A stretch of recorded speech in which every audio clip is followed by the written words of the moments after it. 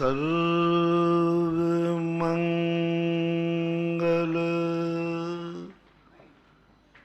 मांगल्यं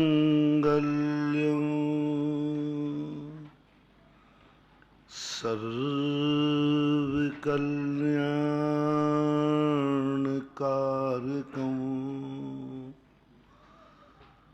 प्रधानं सर्वधर्माणां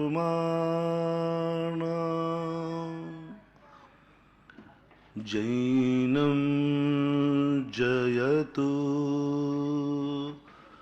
शासनं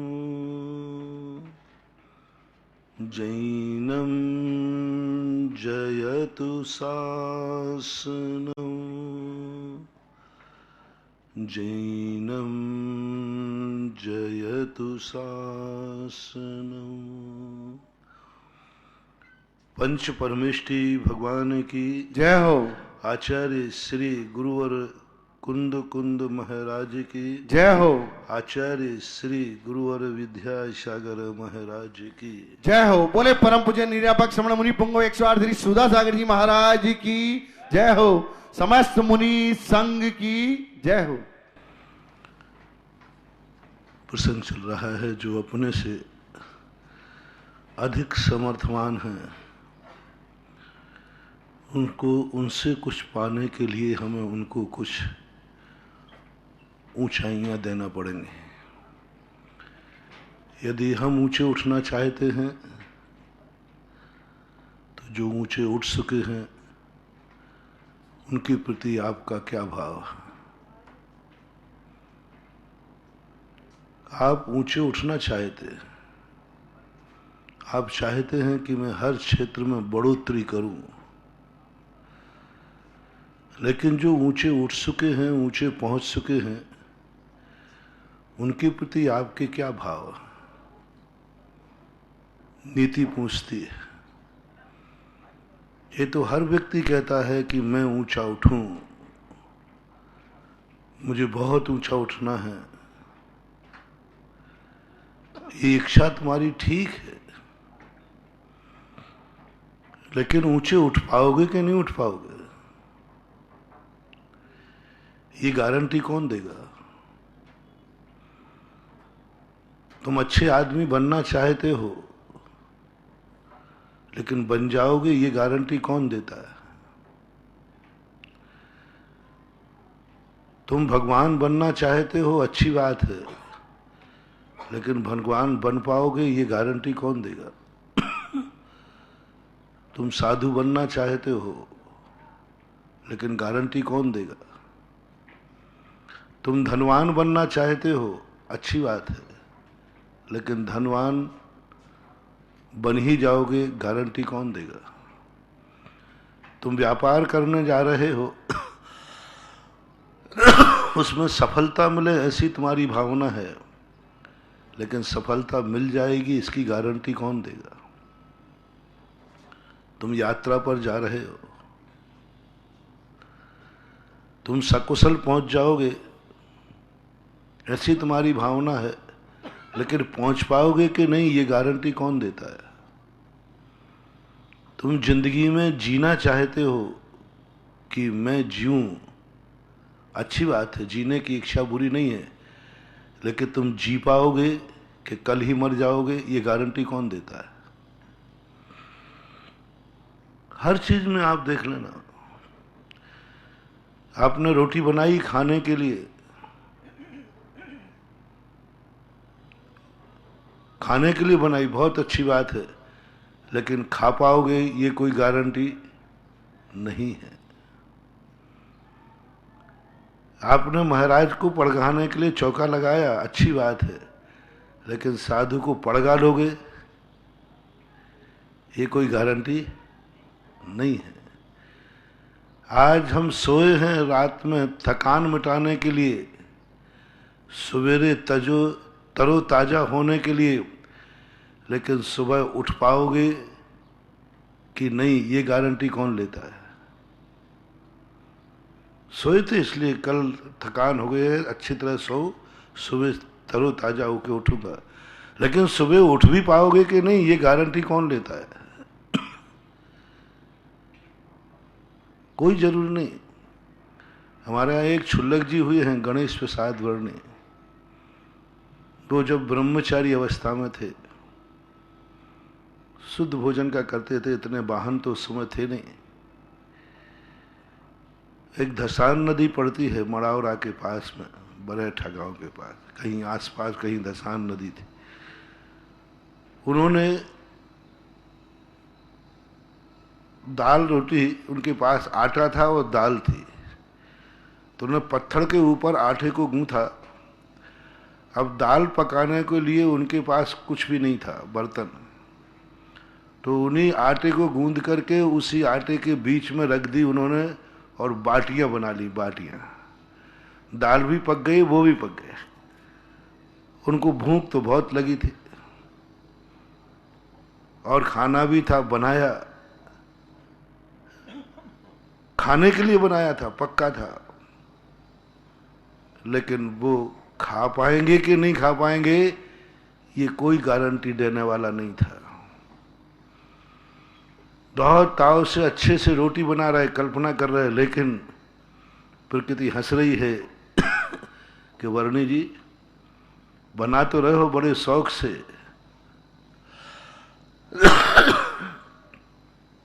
एक गमछे में लपेट करके रखते जा रहे थे, खा पाओगे कि नहीं? जैसे ही बना के उन्होंने रखी और तुरंत ऐसा जूड़ी ताप बुखार आया। वो जूड़ी ताप बुखार आता बताते वो कप कपाता है, बहुत ठंड लगती है उसमें। इतने जोर से कपकपी आई कि वे सारा खाना पीना रखा रहा और वहीं पर चद्दर ओढ़ करके धूप में लुढ़क गए हो, नहीं खा पाए। महाराणा प्रताप को देखो, घास की रोटी बनाई, बड़े उससे बनाई कि चलो अब रोटी बन चुकी है, बेटे की भी भूख मिटेगी, हमारी भी भूख मिटेगी। छोटा बेटा था अमर सिंह, पत्नी थी फूल कुंवर और राणा प्रताप स्वयं, लेकिन बना ली, खाने के लिए बनाई, लेकिन कौन कहता है कि बनाने के बाद वो खा भी पाएंगे कि नहीं। इतना बड़ा राणा अपने एक क्षण की रोटी का निर्णय नहीं कर पा रहा है कि इसको खा पाएगा कि नहीं खा पाएगा। ले गया बिलाव। जिंदगी है क्या है, कैसा है जीवन, कैसी है जिंदगी, जो हम एक मिनट पहले की कोई गारंटी नहीं ले पा रहा है। एक मिनट बाद की कोई हमारे लिए गारंटी नहीं दे पा रहा है कि चलो एक मिनट की जिंदगी तुम्हारी हमारे हाथ में है।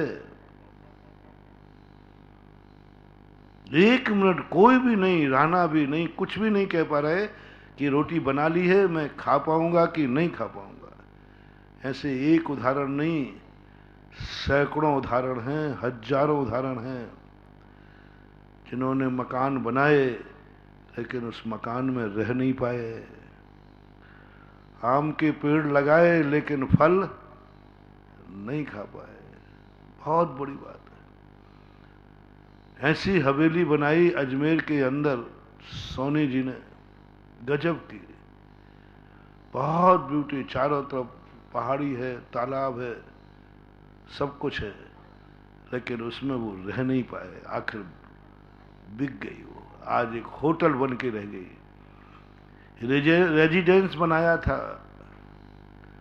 आज मात्र वो होटल बन के रह गई। जिंदगी में बहुत सावधानी की जरूरत है, बहुत सावधानी की जरूरत है। सारी उम्मीदों पर पानी फिर जाता है। सामान 100 वर्ष का, पल की खबर नहीं। अब एक तरीका जिनवाणी बताना चाह रही है कि पूरी गारंटी तो नहीं देंगे, लेकिन कुछ गारंटी मिल सकती है कि आप जो चाहते हैं, जो ऊंचाई चाहते हैं, जो ऊंचाई पर पहुंच गए हैं, उनके प्रति आपका क्या भाव है?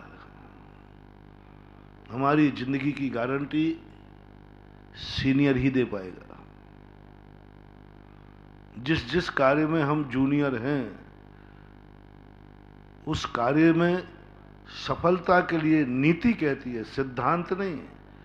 सिद्धांत में और नीति में अंतर होता है। सिद्धांत तो गारंटी लेता है कि मैं गारंटी लेता हूं, ऐसा करो तो ऐसा हो ही जाएगा, लेकिन नीति गारंटी नहीं लेती। नीति कहती है इट मे बी पॉसिबल, संभावना है, हो सकता है। तो नीति निर्धारण की गई कि तुम ये बताओ कि जो ऊंचाइयों पर पहुंचे हैं, उनके प्रति आपके क्या भाव है। जितने अभी टाइटल दिए, उन सबके प्रति जो प्राप्त कर सकते, सीनियर ही हमारी नीति बन सकता है। दुनिया में तुम कहीं भटक जाना, यदि तुम किसी भी क्षेत्र में जूनियर हो, तो आप सदा जूनियर ही बने रहोगे, बल्कि उससे भी बदतर हो जाओगे। जिंदगी भर कल्पनाएं करते रहना, मैं आकाश को कब छूंगा, मैं कब छूंगा। मर जाओगे, मिट्टी में मिल जाओगे, आकाश तो छोड़ो, पेड़ की डाल भी नहीं छू पाओगे। एक तरीका मात्र नीतिकृत है कि जिस क्षेत्र में तुम आगे बढ़ना चाहते हो और जो तुमसे आगे निकल गया है, सीनियर है, उसके प्रति आपका क्या भाव है। बस इतनी सी बात। और वो ही हमें देना चाहता, क्योंकि वो हमारे पास चाहिए, वो उसके पास है। जैसे हम भगवान बनना चाहते हैं, बहुत अच्छी इच्छा है, बुरी इच्छा नहीं है। बुरी इच्छाओं का अपन चर्चा नहीं कर रहे, अपन तो अच्छी इच्छा की चर्चा कर रहे हैं। जो व्यक्ति भगवान बनना चाहता है, जैन दर्शन की नीति कहती है, इसका भाव बहुत अच्छा है, ये परिणाम बहुत अच्छा है। हर व्यक्ति के मन में ये भाव आना चाहिए। लेकिन इससे ये पूछो, जो भगवान बन चुके हैं, उनके प्रति क्या भाव है। पहली बात तो हमें इच्छा करते समय ये सोचना चाहिए, जो इच्छा मैं कर रहा हूं, मेरे पहले किसी ने ये इच्छा की है अथवा नहीं की है, तो उसमें सफलता मिली या नहीं मिली। बाजार में, मार्केट में कोई दुकान खोलते समय ये देखता है, पहले इसकी दुकान कभी किसी ने खोली, और खोली थी तो उसका क्या हश्र हुआ। ऐसा ही इस मार्ग में चलना चाहिए। किसी ने भगवान बनने की इच्छा की है क्या दुनिया में? की है, तो क्या वो बन पाए? बन पाए। अब तीसरा प्रश्न आता है, यदि आपने भगवान बनने की इच्छा की और पहले भी लोग भगवान बने हैं, अब आपको बहुत उम्मीदें बन गई। अब जिनवाणी कहती है, इससे और पूछो, जो भगवान बन चुके हैं, उनके प्रति क्या भाव है, उनके लिए तुम किस दृष्टि से देखता है। क्या उनको नमोस्तु कर सकता है? क्या उनकी पूजा कर सकता है? क्या उनकी सम्मान कर सकता है? क्या उनकी जयकार बोल सकता है? कितना बोल सकता है? हद बताओ उसकी। फिर मैं तुमको गारंटी लेता हूं कि ये भगवान बनेगा ही बनेगा। नीति भी सिद्धांत में बदल सकती है। नीति को मैंने कह दिया, नीति में मास संभावना रहती है, लेकिन यदि हम ये ठान लें, हम भगवान के सम्मान के लिए, भगवान की पूजा के लिए, भगवान के बताए हुए मार्ग के लिए संसार का हर सुख छोड़ सकता हो।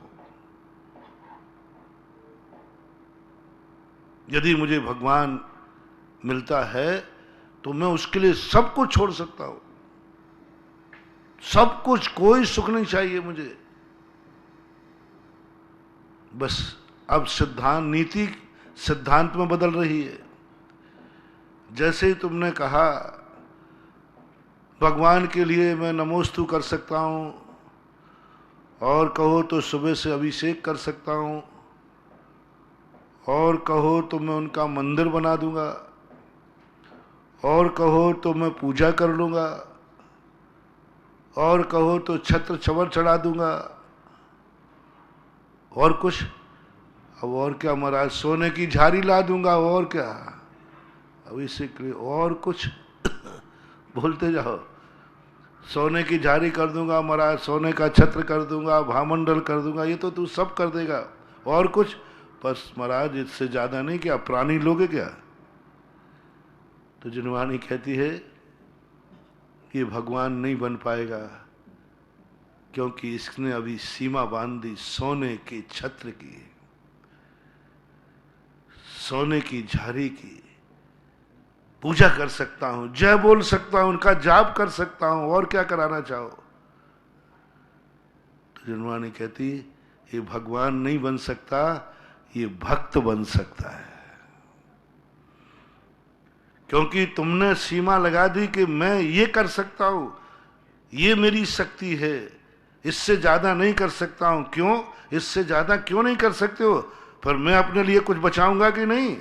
अपने बाल बच्चों को सब भगवान को ही दे दूं क्या? यदि मैं 2-3 बार कहूं कि देखो भाई तुमने चतुर्मास का कलश बैठा दिया, और क्या दे दोगे तपोदय को? बोले साहब मैं एक मंदिर बना दूंगा नंदीश्वर का, और क्या दोगे? महाराज जी छत्र चढ़ ये कर दोगे। और 3-4 बार और कही तो तुम यही कह दोगे महाराज आप प्राण और ले लो। सब दे दूं तो बाल बच्चे क्या करेंगे? सब दे दूं तो मैं क्या करूंगा? मैं भूखों मरूंगा क्या? जब तक तुम्हारी दृष्टि में, भगवान बनने वाले की दृष्टि में, भगवान के सीनियर के लिए उनकी आज्ञा पर, उनके उपदेश पर यदि कुछ सीमित चीजें रख दी हैं, तब तक भक्त ही बन पाओगे। बस भक्त के लिए, इसलिए भक्त दान देता है, त्याग नहीं करता। भक्त जब तक तुम दान दे रहे हो, और दान में सब कुछ नहीं दिया जाता, दान में अतिथि सम विभाग, उसमें से कुछ अस्सा दिया जाता है, कुछ अपने लिए बचाया जाता है। इसलिए गृहस्थ दान से ऊपर नहीं उठ पाता वो पूरा नहीं दे सकता भगवान को। भगवान तो बनना है महाराज मुझे, लेकिन सब कुछ दे करके नहीं, आधा आधा करा दो ना महाराज, आधा भगवान को आधा मेरा नहीं।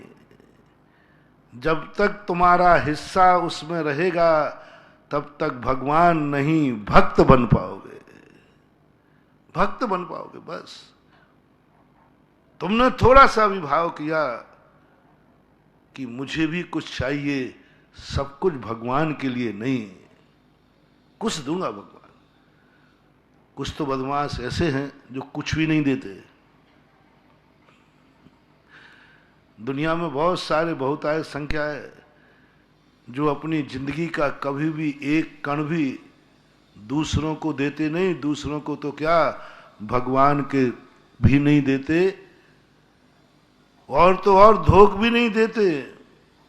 दुनिया से उनकी क्या कामना करें, उनका भविष्य भी बता रहा हूं। पहले अपने अच्छे भक्तों का बनाओ, जिन्होंने ये तो मन बना लिया है भगवान को देना तो है, लेकिन कितना देना है ये साहस नहीं कर पा रहा है। 100% देना है तो वो तो फिर मजे का काम है। अब जितना जितना परसेंटेज कम करते जाओ, नहीं महाराज जी ऐसा करो 50-50 पर एग्रीमेंट करा लो, हो जाएगा। लेकिन भगवान नहीं भक्त बन पाओगे। कौन है दुनिया में आज? कहां कहा जा रहा है कि एक भक्त कहता है कि मैं भगवान के नाम पर अपनी जिंदगी का सब कुछ लुटा सकता हूं, सब कुछ, यहां तक कि जीवन भी लुटा सकता हूं। बस मुझे भगवान मिलना चाहिए, मुझे गुरु मिलना चाहिए। यह तन विष की बेलड़ी, गुरु अमृत की खान, शीश दे यदि गुरु मिले तो भी सस्ता जान। सब कुछ शब्द लगाओ, गुरु मिल जाएगा। मिल ही नहीं जाएगा, तुम खुद गुरु बन जाओगे। भगवान बनना और भगवान मिलना, गुरु मिलना और गुरु बनना, बहुत अंतर। पंच परमेष्टियों का मिलना और पंच परमेष्टि में स्वयं को दाखिल होना, बहुत अंतर। लेकिन वो ग्रस्त कर नहीं पाता। 50% भी आज दुनिया में कौन है जो अपनी जिंदगी का सब कुछ 50% भगवान को दे दे। और तुम भगवान बनना चाहते हो, उनकी बात कर रहा हूं। जो ये चाहते हैं मैं भगवान बनूं, मुझे भगवान बनना है, जब देने की बात आएगी तो ग्रस्त कितने % दे सकता है? कभी भारत में कोई एक नाम बताओ जो अपनी जिंदगी का सब कुछ, जो कुछ भी है, 50% भगवान को देता है। धन ही नहीं, समय भी। 24 घंटे के 12 घंटे धर्म को देता है। धन ही नहीं, आंख भी। इस आंख का उपयोग 24 घंटे में 12 घंटे भगवान के कहे अनुसार आंख का उपयोग करता है। 12 घंटे भगवान देखता है, जो उन्होंने आज्ञा दी, भगवान के नाम कर दी मैंने 12 घंटे की आंख। कान भी हमने 12 घंटे भगवान को, मुख भी, आवाज भी 12 घंटे भगवान को। जो कुछ भी मेरी जिंदगी में धन दौलत है, जो है 50% भगवान का, 50% तुम्हारे खुद का। एक आध नाम याद है भारत में? 50% पे एग्रीमेंट कर रहा हूं। देखो 50% आपका, 50 नहीं है, नहीं है, कोई नहीं। चलो और कम करो, 25%, 25%।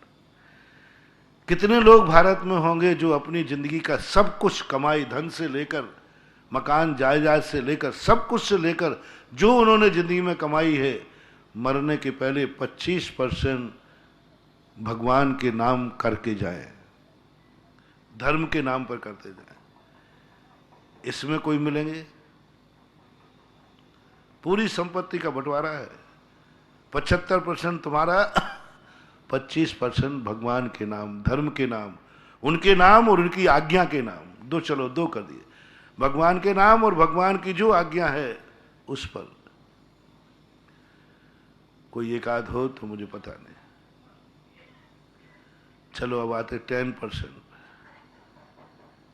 10% अपनी जिंदगी का जो कुछ भी है, जो जो तुम्हें पुण्य के उदय में मिला है, जो जो तुम्हें सुख देने वाला है, मैं बार बार कह रहा हूं, अपने बड़ों को दुख में शेयर मत करना, बड़ों को सदा सुख में शेयर किया करो।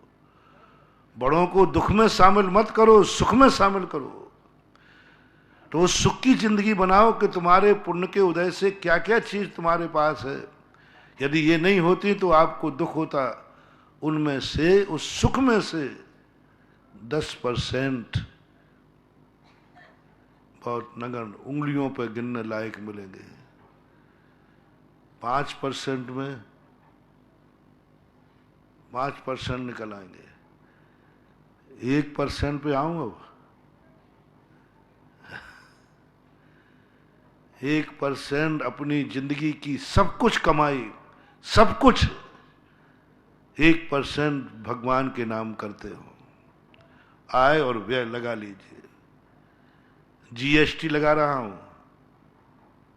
हाँ, दान की जब सरकार जीएसटी लगा सकती है तो मैं भी जीएसटी लगाऊंगा। मैं एक आध दिन पूरी जीएसटी पढ़ूंगा, फिर बताऊंगा।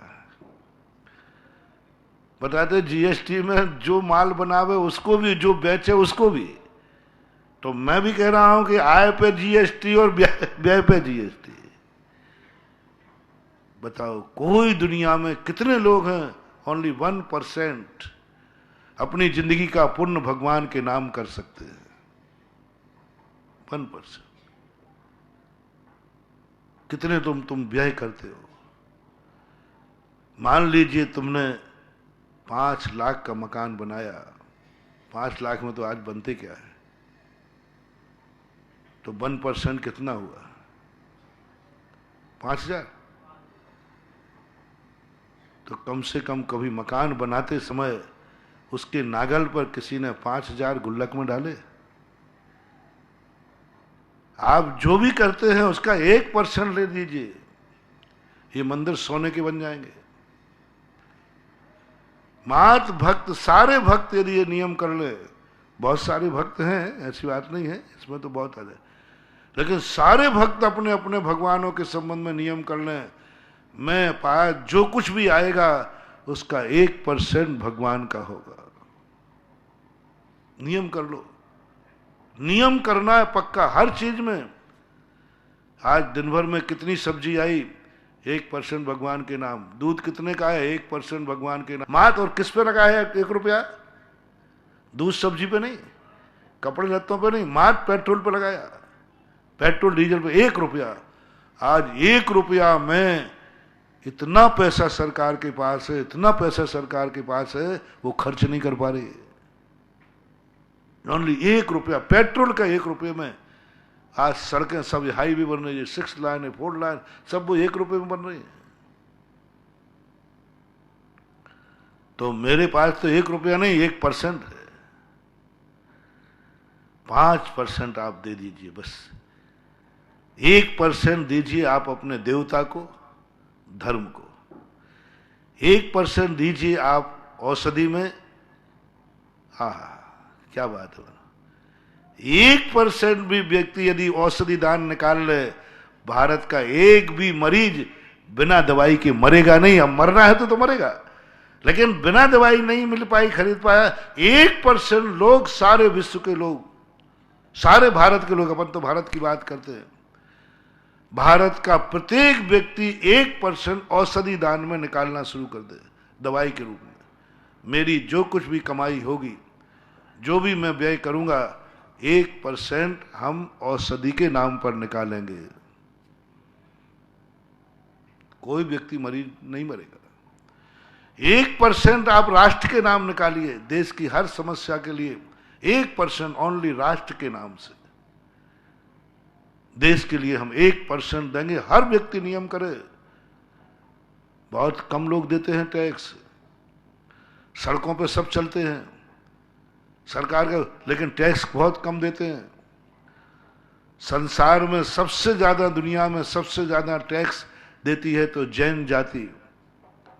10 साल पहले गवर्नमेंट ने निकाला था, भारतवर्ष में जैन सबसे कम है, 0.45, 0.45% है, 1% भी नहीं है। और टैक्स कितना देते हैं? सारे भारत का टैक्स 24%, 24% टैक्स जैन समाज सरकार को देती है। जैन समाज सबसे ज्यादा, संख्या कम है, टैक्स सबसे ज्यादा देती है। 24% क्या टैक्स कर लाता? भारत का 24% टैक्स जैन ही देते हैं। 16,000 गौशालाएं हैं पूरे भारत में, जिसमें 12,000 गौशालाएं जैनियों की हैं पूरे भारत में, दिगंबर से तांबर मिलाकर 16,000 गौशालाएं हैं पूरे भारत में। 10 साल पहले का मैं काउंटिंग दे रहा हूं, और 12,000 जैनियों की गौशालाएं हैं, गौशाला काल में। ऐसे औषधि दान में सबसे ज्यादा इनमें आता है।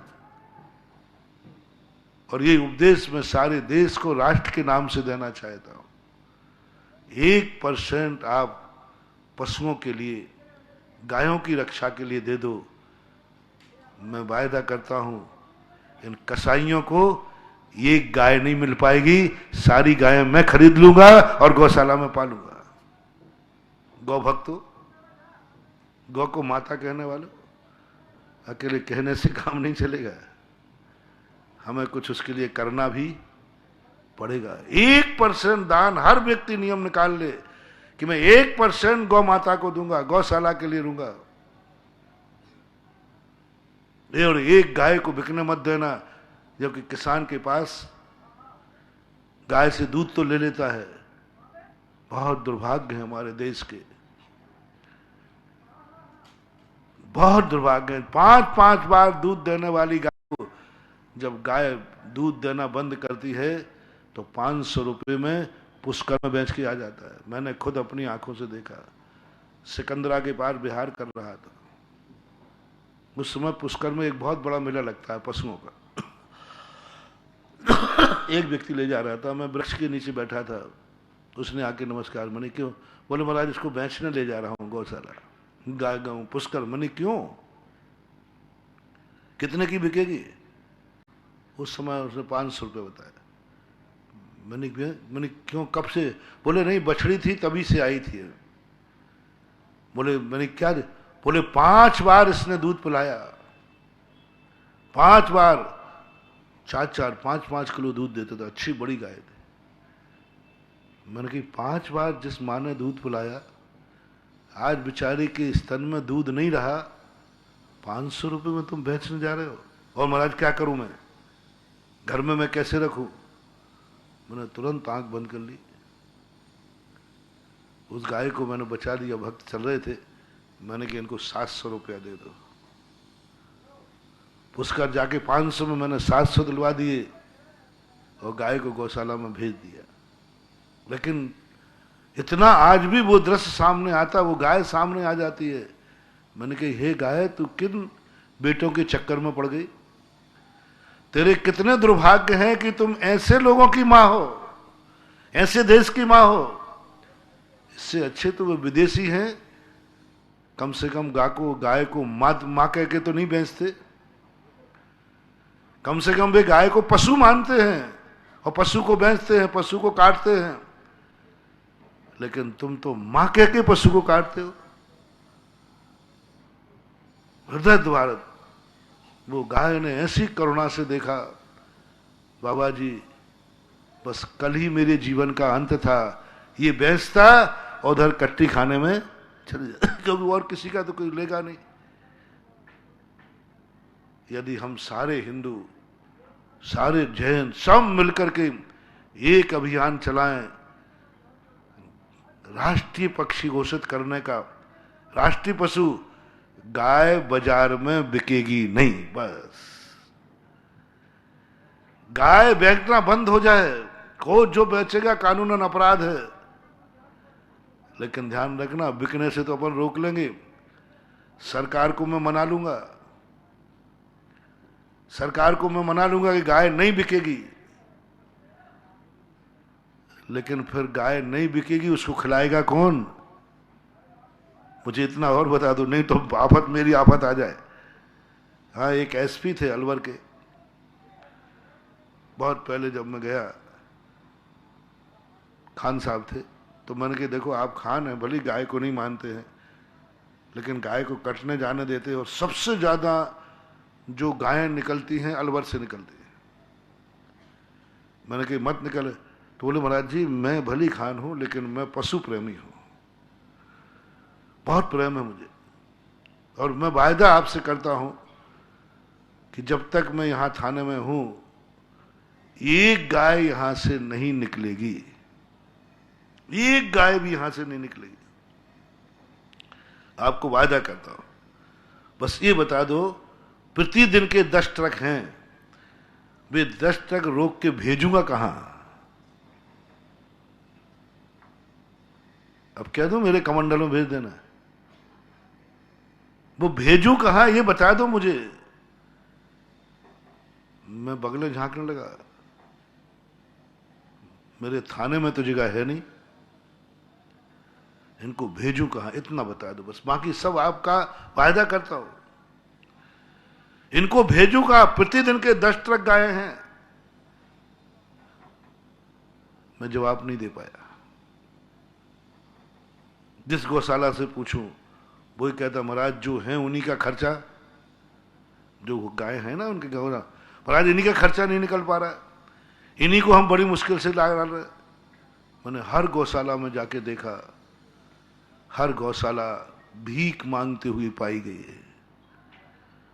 सैकड़ों गौशालाओं में मैं गया, हर गौशाला वाले भीख मांगते हैं। हर गौशाला वालों को गांव में निकलना पड़ता है, कोई गाड़ी लेके निकलता है, कोई संक्रांति का स्टॉल लगाता है, कोई गाड़ी निकलती है, भाई तुम्हारे यहाँ जूठा फूटा बर्तन बर्तन हो, जो कुछ भी हो वो गाड़ी में डाल दो, गायों को जाता है। रोटी बासी रोटी कैसा भी हो उसमें डाल देते। किशनगढ़ में एक गाड़ी घूमती है दिन में 2 बार। यानी आज हर माँ की रोटी भीख में आ रही है। किसकी रोटी? माँ के लिए रोटी भीख में आ रही है। हर गौशाला वाले, आप पूरे भारत की गौशाला देख लीजिए, आप कहीं भी जाना, हर गौशाला भिखारी बनी हुई है। हर गौशाला वाला ये कहता, महाराज जी खर्चा मुश्किल से चलता है, मुश्किल से खर्चा चलता है, बल्कि घाटे में रहता है। पूर्ति के लिए दर दर में भीख मांगना पड़ती है। ये कलयुग है। होना ये चाहिए, जब गौ माता की बात आए तो भीख मांगने नहीं, उसके सामने इतना हो कि वो सोचे कि मैं इतना कैसे खाऊंगा और कैसे रखूं। गौशाला वाले जब चंदा के लिए निकलते हैं, समझ लेना ये वरदान नहीं है, ये अभिशाप है। कान खोल के सुनो सारी दुनिया। गौशाला के लिए लोग जब गाय के लिए चंदा लेने के लिए निकलते हैं, ये देश के लिए अभिशाप है। मां के लिए चंदा, गाय के लिए चंदा, भीख मांगना पड़ रही है, झूठा खिलाना पड़ रहा है, बचा हुआ खिलाना। मां को बचा हुआ, मां को कचड़ा, मां को जूठन, मां को बासी रोटी। हमारा देश तो वो था जो खाने के पहले पहली रोटी गौ माता की। पहली रोटी, बात की रोटी नहीं। मां है ना, पहली रोटी खाएगी, बात आखिरी थोड़ी खाएगी। महानुभाव, ये सारी समस्याओं का समाधान मैं कर दूंगा। जो भी भारत देश में जन्म लेगा उसको 1% अपनी कमाई और खर्च का 1% गौ माता को देना है। सारी गायें अपन बिकने नहीं देंगे। गांव गांव से पहले ही करेंगे, बोलो तुम्हारी गांव बेचना है क्या? हाँ बेचना, दूध लाओ। मेले तक भी जाना क्या? मैं तो वही माल खरीदवा लूंगा, लेकिन रखूं कहां? मेरे बहुत दया और करुणा है। और गायों के प्रति मेरे पूज्यवर तो हमेशा गुरुदेव कहते हैं, अहिंसा का प्रैक्टिकल करो, मात अकेले नारे मत लगाओ, अहिंसा की जयकार मत बोलो, अहिंसा दिखाओ। हम लोगों को प्रेरणा देते हैं। आज हमारे पूज्य आचार्य महाराज, हम लोग सब मिलकर के 2 लाख गायों का संरक्षण कर रहे हैं। 2 लाख गायें हैं। अब वो कैसे पल रही हैं वो तो हम ही जानते हैं। हर गौशाला वाला है, जब भी आता, महाराज जी आप कोई बताइए इन गायों का खाना पीना। अब खर्चा तो है ही, क्योंकि गौशालाओं से आय तो होने वाली है नहीं। क्योंकि कौन सी गाय है ये जो दूध नहीं देती?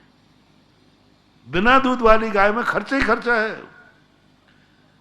1000 गाय रख लीजिए आप, एक गाय कम से कम 30-40 रुपया तो खाएगी।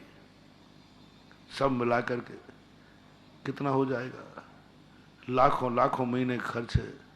ज्ञानोदय में गौशाला है। पहले पूरे ज्ञानोदय की जितनी इनकम थी मंदिर की, सब गौशाला में जाती थी। 3 करोड़ रुपया पर ईयर का खर्चा है अकेले गौशाला का। गौशाला सारा दान उसी में चला जाता है। सब जो आया दान उसी में जाता है। गाय को खिलाना है, पालना है। और इतने सरल में हो जाएगी गौ भक्तों से मेरा कहना है, ऐसा नियम बनाओ अपनी जिंदगी में कि 1% हर व्यक्ति की कमाई। सब, मैं तो कहता हूं यदि भारत में भिखारी भी है, वो भी भारत देश का नागरिक है, वो भी अपनी भीख में से 1% देवे। मजदूर है, वो अपनी मजदूरी में से 1% देवे। चलो शराबी है, जितने की बोतल आई उस 1% गौ के नाम दे दे। जुआरी जितना जीते उतना 1% दे देवे। पापी लोगों से कहता हूं कम से कम डाका डालो, उसमें से 1% गौशाला को दे दो। कहीं तो कहीं ना कहीं से कुछ तो चेतो। दान के लिए डाका नहीं डालना है, डाका डालते हो तो। गौ के लिए जुआ नहीं खेलना, खेलते हो तो। हर व्यक्ति एक संकल्प, एक अभियान चल जाए, 1% गाय बचेंगी नहीं, अपनी सब गौशालाओं में आ जाएंगी।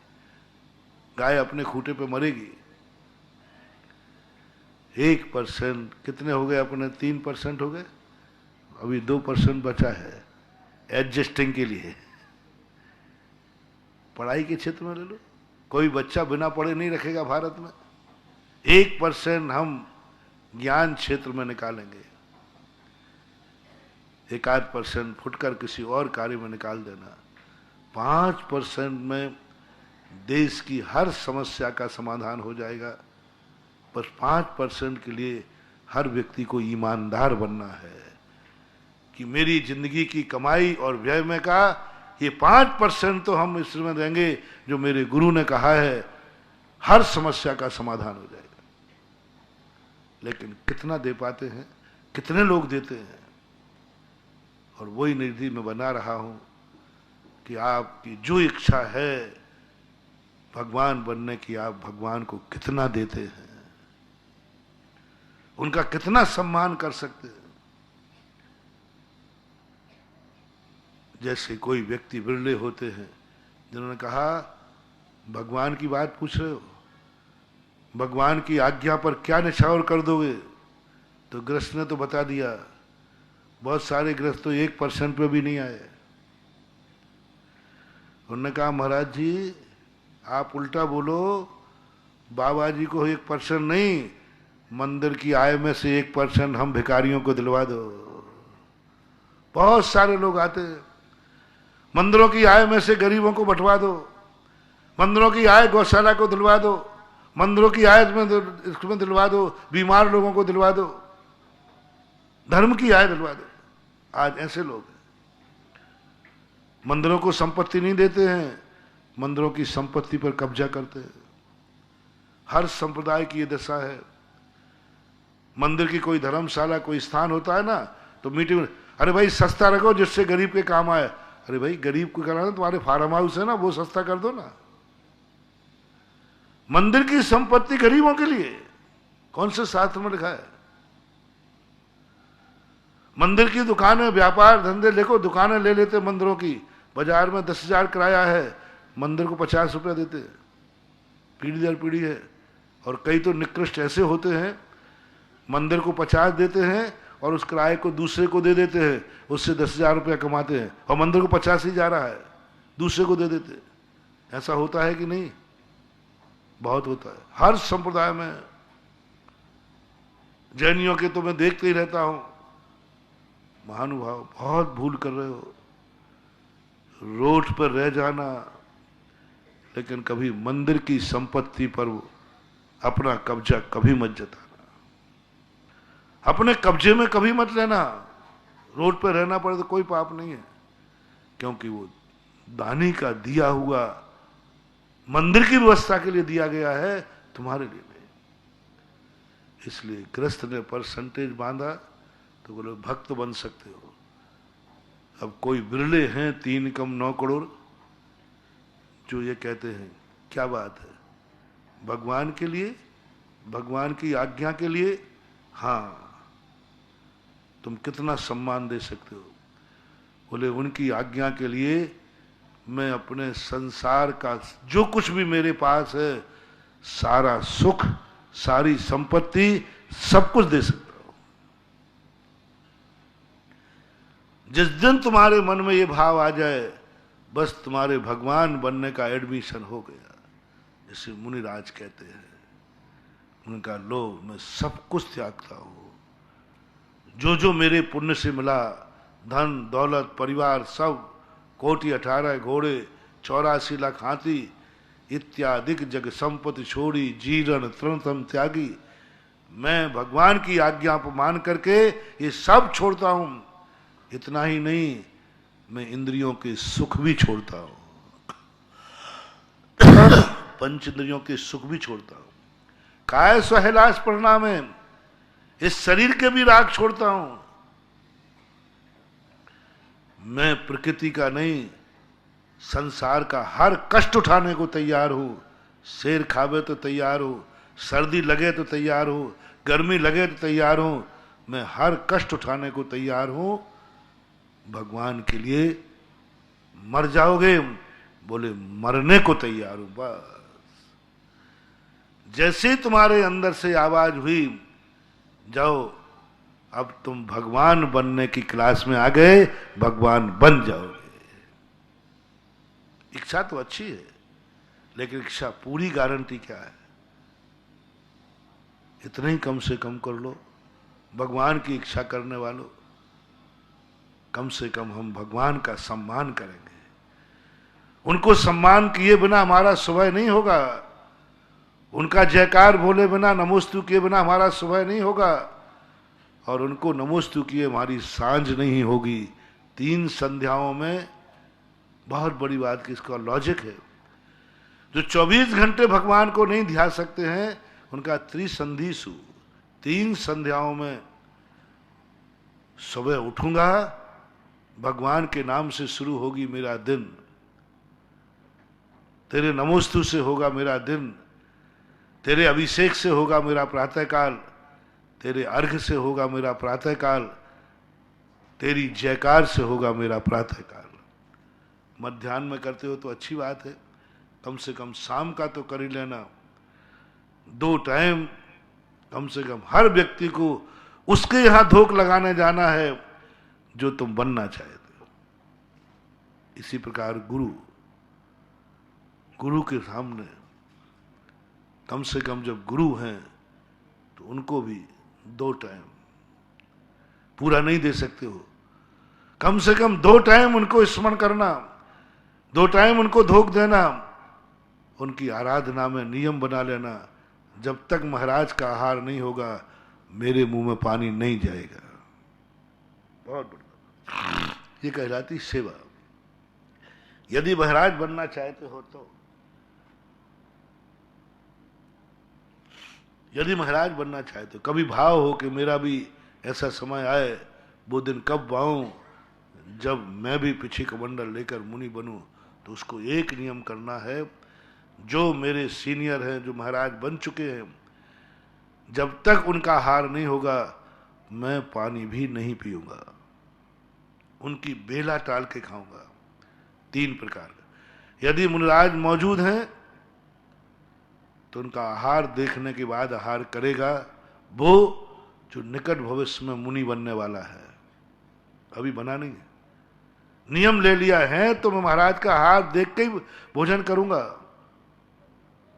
मान लीजिए असमर्थ है, नहीं आ सकता है, तो सूचना ले लेगा महाराज का आहार हो गया। जब महाराज नहीं है तो क्या करेगा? मुनियों की बेला कौन सी है? 8:30 बजे से मुनि महाराज की बेला चालू हो जाती है। 8:30 बजे के बाद मुनि कभी भी आहार को निकल सकते हैं। तो कम से कम इतना नियम ले लेगा कि मैं जिंदगी में कभी 8:30 बजे के पहले मुंह में पानी नहीं दूंगा, ना चाय पानी, कुछ नहीं करूंगा। क्योंकि जब तक महाराज की बेला पूरी नहीं हो, उत्कृष्ट रूप में यही है कि मैं 11 बजे के बाद ही आहार करूंगा। जघन से 8:30 के पहले तो सम्यक दृष्टि किसी भी परिस्थिति में, जैन की बात कर रहा हूं, बनिया की बात नहीं। जैनी मरते मर जाएगा, लेकिन 8:30 बजे के पहले कभी कुछ भी मुंह में नहीं लेगा। जैनी की बात कर रहा हूं, जघन्य रूप से कम 8:30 के पहले नहीं होगा वो। क्यों? ये मुनिचर्या की बेला शुरू हो जाए कम से कम, तब मैं आहार ग्रहण करूंगा। इतना भी यदि संकल्प कर लिया, जीवन भर का संकल्प, 8:30 के पहले मैं भोजन नहीं करूंगा, पानी नहीं पीऊंगा, चाय नहीं पीऊंगा, दूध कुछ भी नहीं करूंगा मैं, क्योंकि मेरे आहार की बेला शुरू होना चाहिए, जघन्य काल। इतना भी यदि तुमने कर लिया तो एक दिन तुम्हारा ऐसा चारित्र मोहिनी का क्षय उपशम होगा कि मुनि बनने के सारे निमित्त तुम्हारे सामने आ जाएंगे। और इनके सामने कभी भी, जो कल की बात थी, कभी अपने आप को गुणवान घोषित मत करना। भगवान के सामने जितना अपावन तुम घोषित करोगे और उनकी महिमा जितने गाओगे उतनी ही एनर्जी मिलेगी। कल मैंने माता पिता का उदाहरण दिया था, बहुत बड़ी बात कही थी कल। माता पिता के सामने जाते ही उनके चरणों की धूल बन जाना, बस भूल जाना मैं कलेक्टर हूं, भूल जाना मैं राष्ट्रपति हूं, भूल जाना मैं प्रोफेसर हूं, भूल जाना कि पिता चपरासी हैं, भूल जाना कि पिता पार्षद हैं, भूल जाना कि पिता क्लर्क हैं। बस तुझे मन में एक ही बात आए, यही मेरे जगत के सबसे पूज्य पिता है बस। और ऑफिस में क्या थे वो? क्लर्क। और तू क्या था? कलेक्टर। कॉलेज में क्या थे? तू लेक्चरर, वो चपरासी। बुरा, तू राष्ट्रपति, वो पार्षद। ये दोनों चीजें भूलना है पिता के सामने जाते ही। दुनिया में मेरे पिता से बड़ा दुनिया में कोई हो ही नहीं सकता। और तू कौन है? मैं इनके चरणों की धूल हूं। ये दो बातें तुम्हारे आ जाएं और तुम नमोस्तु कर लेना, नमस्कार कर लेना। उस समय जो माता पिता का हाथ तुम्हारे सिर पर उठेगा, जाओ, तुम्हारा मस्तक दुनिया में कहीं झुकेगा नहीं, सदा ऊंचा उठता रहेगा, क्योंकि तुम ये बन गए। इसलिए सबसे पहले बड़ों के सामने, मंदिरों में आजकल लोग मंदिरों में, आजकल की पूजाओं में क्या आ गया? भगवान मैं हूं, शुद्ध बुद्ध ज्ञायक पुण्य स्वरूप। तो मूर्ख यहां आया क्यों? फिर आलोचनाएं खत्म हो गई। भगवान की आलोचना तो होती है मंदिरों में और स्वयं की प्रशंसा होती है। आजकल के जैन मंदिरों में, जिसको मैंने कहा था, समय सार पढ़ने वाले लोगों ने, निश्चयाभासी लोगों ने, जितने आज मंदिरों में पंडित बैठते थे, कुछ साल पहले की बात कर रहा हूं, जैसे तुम सोनगढ़ आदि कहते हो ना, वहां से ये नीच गोत्र का बंद होता था गद्दियों पर बैठकर। क्योंकि भगवान की निंदा, भगवान की पूजा की निंदा, भगवान की क्रियाओं की निंदा, अभिषेक की निंदा और स्वयं प्रशंसा। नीच गोत्र के बंद का कारण क्या है? आत्म प्रशंसा पर निंदा, यही बंद का कारण है। ये दो बंद, और ये मंदिरों में होता था। जो पंडित बैठने लगे थे, भगवान की जम के बुराई, क्या होता है नमोकार मन से, क्या होता है भगवान तो पर है, इन पूजा पाठों से क्या होता है, ये अभिषेक से क्या होता है, ऐसी बुराई होती थी। मंदिरों की बुराई होती थी। ऐसा कहते थे, सम्यक दृष्टि को मंदिर में जाते समय ऐसा लगता है जैसे वो भट्टी में प्रवेश कर रहा हो। ये सब बेड़ी, सोने की बेड़ी, लोहे की बेड़ी, पाप पुण्य सब एक कर डाला। नल का पानी, नाली का पानी एक कर डाला मंदिरों के अंदर। और जब स्वयं की आत्मा की बात आती थी, आहा, मैं शुद्ध बुद्ध ज्ञायक पुण्य स्वरूपी हूं। भगवान की बात आए तो निंदा, स्वयं की बात आए तो मैं एक शुद्ध बुद्ध ज्ञायक पुण्य स्वरूपी हूं, छू। और क्रियाओं की बात आए तो भगवान की क्रियाएं तो बंद के कारण, पूजा पाठ तो बंद के कारण, सोने की बेड़ी, लोहे की बेड़ी और संसार गृहस्थ की, अरे अरे ये तो सम्यक दृष्टि के भोग निर्जरा के कारण, भगवान की पूजा बंद का कारण और श्रावक की संसार की क्रियाएं निर्जरा का कारण। देखो क्या गजब हो रहा था, कांप जाती है आत्मा।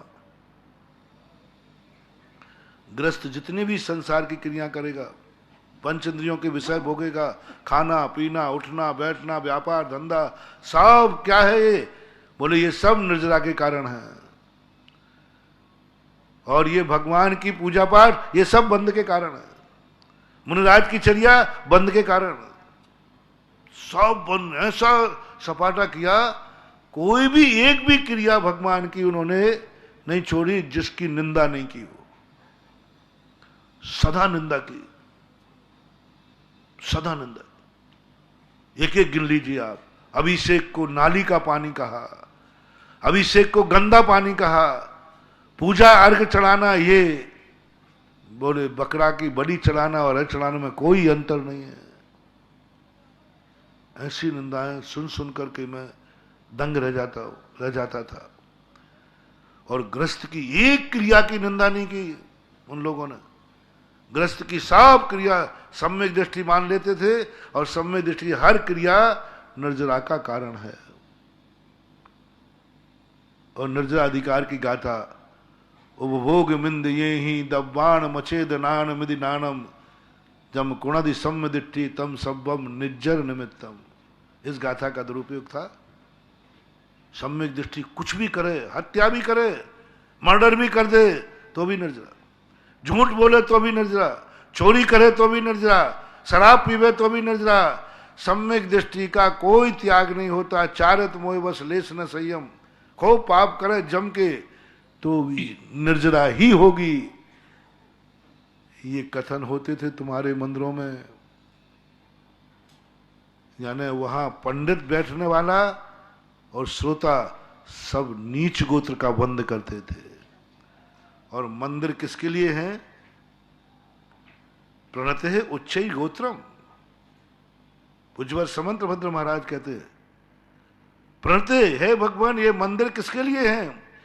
यहां लोग नमस्कार करने आते हैं जहां उच्च गोत्र का बंद होता है। ये मंदिर में जितने हैं मंदिर हैं अपने, जहां पर नमस्कार करते हैं उच्च गोत्र का बंद होता था। जो उच्च गोत्र के बंद के लिए मंदिर बने थे, उन मंदिरों में नीच गोत्र का बंद होने लगा था।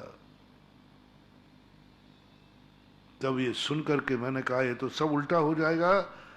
तब श्रमण संस्थान सांगानेर की स्थापना की।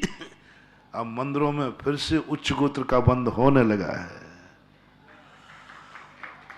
मंदिरों में अभिषेक की लाइन लगने लगी है, पूजों की लाइन लगने लगी है, अब उच्च गोत्र बनना चालू हुआ है।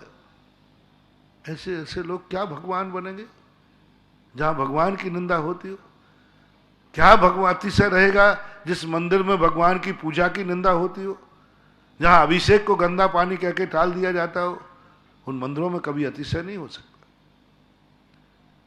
इसलिए मैंने कहा था कि आप सबसे पहले जिसको आप बड़ा मानते हैं उसकी आपकी जिंदगी में कितनी इज्जत है, कितनी इज्जत है, कितने में आप उस चीज को मूल्यांकन करोगे? भगवान का, गुरु का, माता पिता का। जितना तुम्हारा मूल्यांकन होता जाएगा, तुम्हारी स्थिति, तुम्हारा अतिशय, तुम्हारी एनर्जी उतनी ही बढ़ती जाएगी। माता पिता की नहीं, मैंने तो कल पेड़ की भी बात कही थी। हर चीज से एनर्जी लेना सीखो। मंदिर नहीं है, भगवान नहीं है, अब एनर्जी कैसे प्राप्त करो? जंगल में है, एक पेड़ के सामने बैठ जाओ, एक पेड़ के सामने बैठ जाओ, पॉजिटिव सोचना शुरू करो, ये पेड़ कितना उपकारी है, उसकी आराधना करो। पूजा करके नहीं, अर्घ चढ़ा के नहीं। पूजा का अर्थ 3 होते हैं। प्रशंसा भी पूजा का अर्थ होती है। पूजा ने प्रशंसा। आप उस पेड़ की प्रशंसा शुरू कर दीजिए, वो पेड़ आपको एनर्जी देना शुरू कर देगा। लो, मैं टोटी खोल रहा हूं एनर्जी प्राप्त करने की। मैं एनर्जी कैसे प्राप्त करूं? किससे चाहिए एनर्जी? एक पत्थर से। एक पत्थर से एनर्जी लेना शुरू करूंगा।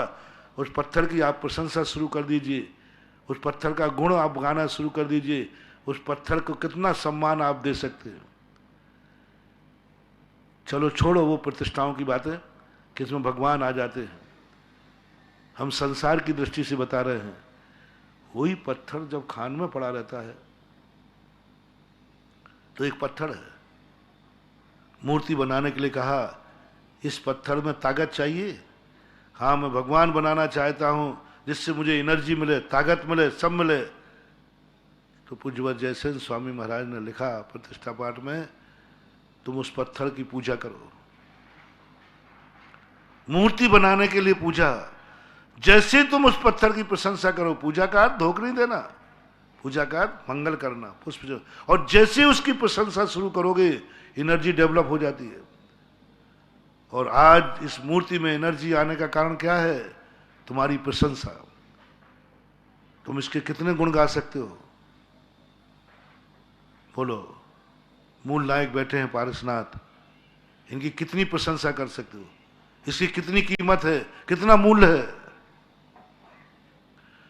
और बस उसके सामने जाते ही यदि तुमने उसकी प्रशंसा करना शुरू कर दी, लो एनर्जी की टोटी खुल गई, संभालो, अब एनर्जी मिलना चालू हो गया। किसी भी से भी कुछ चाहिए है तो उसकी प्रशंसा। मैंने कहा एक पत्थर उठा लीजिए आप और उसकी प्रशंसा कीजिए, प्रशंसा कीजिए और थोड़ा इज्जत दीजिए। फेंकना मत, फेंकना मत, धीरे से कहीं उसको रख दीजिए। बस वो पत्थर तुम्हें एनर्जी देना चालू करेगा, क्योंकि तुमने उसकी इज्जत की है, वो तुम्हारी इज्जत रखेगा। एक चुल्लू भर पानी से आप एनर्जी लेना शुरू करते, उसकी प्रशंसा कीजिए। ये जो पूजाएं वगैरह चलती हैं, जलों की पूजा, कुएं की पूजा, तालाब की पूजा, नदी की पूजा, ये धर्म मान ली गई इसलिए मिथ्यात हो गई। इसको धर्म से हट करके देखो। समुद्र की पूजा, एनर्जी प्राप्त होगी। नदी की पूजा, धोखमुख नहीं देना, नहीं तो तुम आज से नदी किनारे पहुंच जाओ। प्रशंसा, ये नदी कितनी उपकारी है, नदी का स्वरूप क्या है। और जैसे जैसे तुम प्रशंसा शुरू करोगे उस नदी से एनर्जी मिलना चालू हो जाएगी। तो संसार की हर वस्तु से हमें एनर्जी लेना है, ताकत लेना है, क्योंकि हम अधूरे हैं। और उस एनर्जी लेने का तरीका एक ही है कि आप पॉजिटिव सोचो, उसकी पूजा शुरू कर दो, उसकी प्रशंसा शुरू कर दो, उसका गुणानुवाद शुरू कर दो, उसकी बुराइयां नहीं अच्छाइयां देखना शुरू कर दो, तुम अच्छे आदमी बन जाओगे। प्रश्न के प्रारंभ में कहा था तुम अच्छे आदमी बनना चाहते हो, बहुत अच्छी बात है, लेकिन बन पाओगे कि नहीं ये गारंटी है क्या? मैंने तुम्हें नीति दे दी। अच्छे आदमी का बनने का तरीका ये है, दुनिया में अच्छे आदमियों की पॉजिटिव सोचो, हर व्यक्ति अच्छा दिखने लग जाए। जैसे कल धर्मराज की बात कही थी, जिसको देखो अच्छा व्यक्ति है, अच्छा व्यक्ति है, अच्छा अच्छा अच्छा अच्छा, कुछ भी बुरा दिखे ही नहीं। तुम एक दिन धर्मराज बन जाओगे और गुरु भी तुम्हें गले लगा लेगा। बस तुम्हें बुरा नहीं दिखना चाहिए, बुरा दिखे तो स्वयं को दिखे, दूसरे को बुरा नहीं दिखना चाहिए हर व्यक्ति के मन में। इसलिए गुण देखना शुरू करो। जैन दर्शन सबसे पहले कहता है तुम्हारी आंखों में दूसरों में अवगुण न दिखें और स्वयं में गुण न दिखें। कल की बात को ध्यान रखना, अपने गुण कभी मत देखना। जैसे कंजूस बनिया आया हुआ धन नहीं गिनता, कितना और आना है उस पर दृष्टि रखता है, ऐसे ही सम्यक दृष्टि स्वयं के गुण नहीं गिनता। देखने ही मत गुण, तुम्हें पता ही नहीं चले गुण। विष्णु कुमार जैसे रिद्धि हो गई, उनको पता नहीं है। अपने गुण अपन को नहीं देखना और दूसरों के अवगुण नहीं देखना, यही विकासवाद है। और इसी कारण से व्यक्ति अपने आगे को मार्ग को प्रशस्त कर सकता है। आपका समय हुआ। महावीर भगवान की